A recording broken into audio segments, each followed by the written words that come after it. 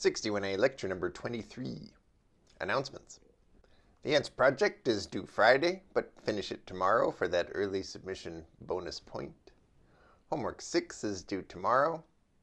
The completely optional CATS contest is due Friday. And midterm 2 is next week, which is the reason that there's a homework due now to help you prepare for midterm 2. Remember that we do drop your lowest homework score in the course, so if you don't get to 1, that's okay.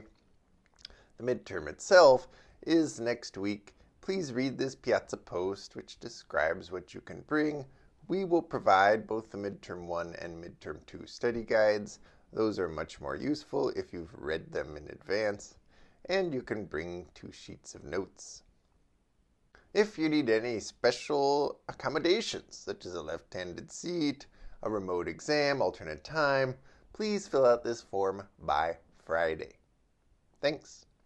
Today's lecture doesn't introduce any new material. Instead, it's an extended example about how to put together ideas from the course so far into an extended program, which is easy to reason about because it has a modular design.